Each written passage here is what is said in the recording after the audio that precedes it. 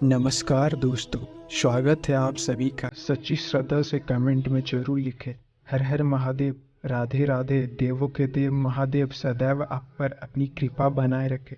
दोस्तों, आज की जो कहानी है वो बहुत ही ज्ञानवर्धक और बहुत ही मोटिवेशनल है।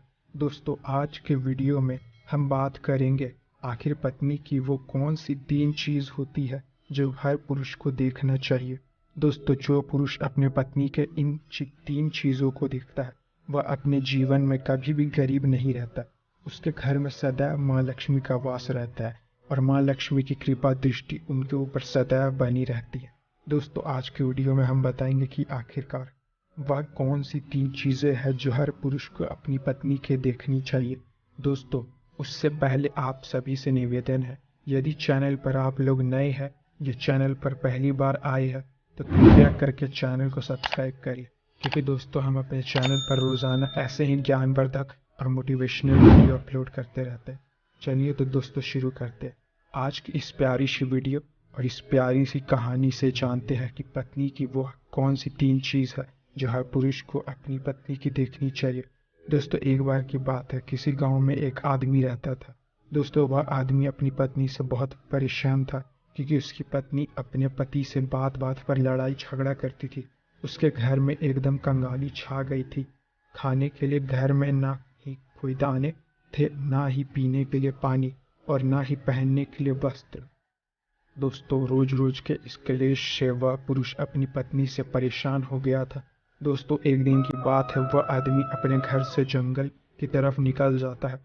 दोस्तों, जंगल में जाते जाते उस आदमी को एक साधु से मुलाकात होती है।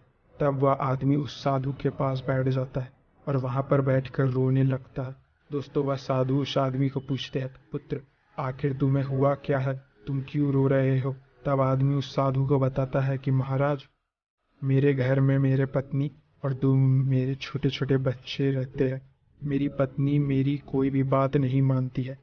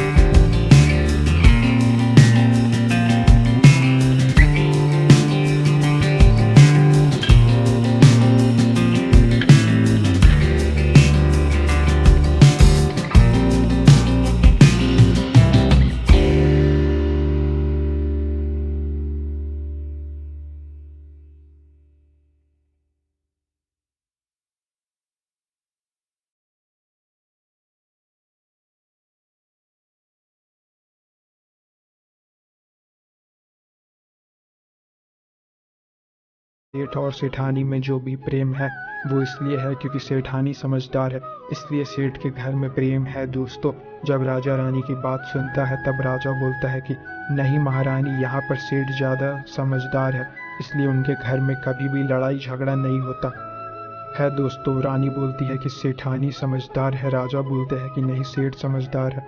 दोस्तों, सेठ और सेठानी की बात को लेकर राजा और रानी में बहस होने लगा।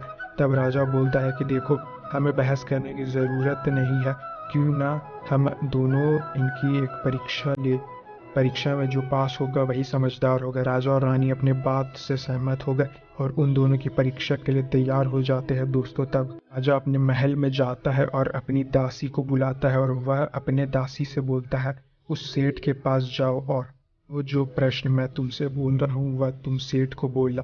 वह दासी बोलती है ठीक है महाराज। फिर वह दासी राजा की बात सुनकर सेठ के पास जाती है। उसी समय ही सेठ की पत्नी बाजार गई थी कुछ सामान लेने के लिए। दोस्तों, तो वह राजा की दासी सेठ से बोलती है कि सेठ जी, मैं राजमहल से आई हूँ, राजा साहब ने मुझे भेजा है। दोस्तों, बस सेठ उस दासी को बोलता है कि बताइए मैं आपकी क्या सेवा कर सकता हूँ, आप बैठिए, मैं आपके लिए पानी लेकर आता हूँ। तब वह दासी सेठ से बोलती है नहीं सेठ जी, मैं राजा की दासी हूँ, बस आपके पास राजा के समाचार लेकर आई हूँ।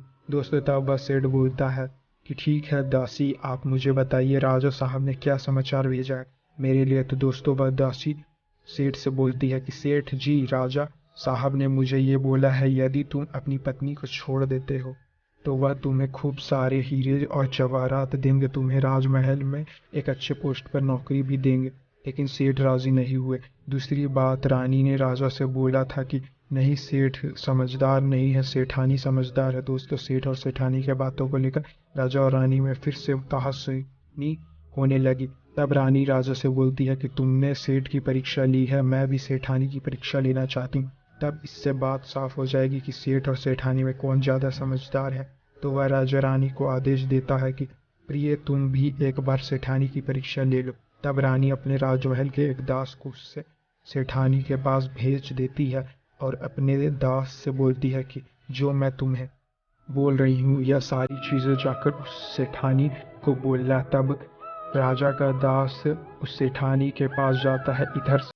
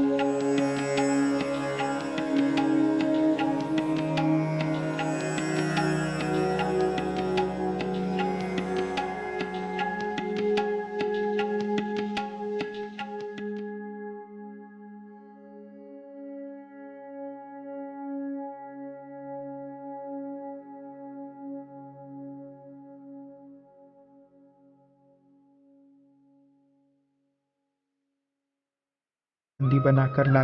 तब राजा के सैनिक उस सेठानी को बंदी बनाकर राजा के राज दरबार में पेश करते हैं। दोस्तों तब वह राजा उस सेठानी को कारावास में डलवा देता है और वह राजा समस्त स्त्री जाति से नफरत करने लगता है। दोस्तों वह साधु इस कहानी को गांव के उस आदमी को सुनाता है। तब साधु उस आदमी से बोलता है, अब तुम्हें समझ में आ गया होगा कि स्त्री की वह कौन सी 3 चीजें हैं जो हर एक पुरुष को देखना चाहिए।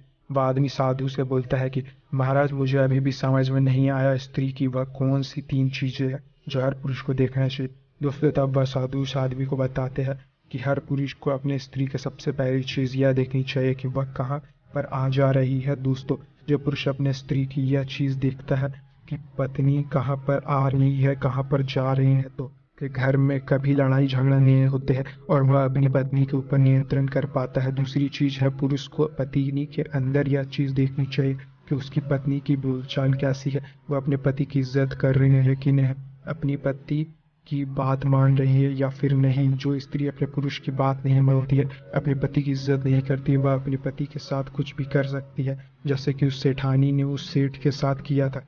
इसलिए हर पुरुष को अपनी पत्नी की यह चीज देखनी चाहिए। तीसरी चीज वह साधु उस आदमी को बताता है कि हर पुरुष को पत्नी के चाल चलन जरूर देखना चाहिए। दोस्तों जो पुरुष अपनी पत्नी के चाल चलन देखता है और उसके चाल चलन पर उसे ज़्यादा प्रेम नहीं करता है, उसको अपने कंट्रोल में रखता है, तो उसके घर में लड़ाई झगड़ा कभी भी नहीं होते। दोस्तों जो स्त्री अपने घर पर मनमानी चलाती है और पति की बातों को नहीं मानती है, उनके घर में इस तरीके की मुसीबत आती है। तो दोस्तों यह 3 बातें वह साधु महाराज उस आदमी को बताता है और फिर वह आदमी इन 3 चीज़ों को गांठ बांध लेता है और साधु को प्रणाम करके अपने घर पर चला जाता है। दोस्तों मैं उम्मीद करता हूँ आपको इस कहानी से बहुत कुछ सीखने को मिला होगा। दोस्तों सच्ची श्रद्धा से कमेंट में जरूर लिखे हर हर महादेव, राधे राधे, देवों के देव महादेव सदैव आप पर अपनी कृपा बनाए रखे। इस वीडियो पर लाइक करें, अपने दोस्तों के साथ शेयर करें और हमें सब्सक्राइब करना ना भूलें। और हाँ, इस वीडियो से कोई भी सवाल है तो आप कमेंट बॉक्स में जरूर लिखें और आपके पर कोई भी सवाल नहीं हो तो हर हर महादेव जरूर लिखें, क्योंकि आपके कमेंट से वीडियो बनाने का मोटिवेशन मिलता है। धन्यवाद। जय श्री कृष्ण, राधे राधे।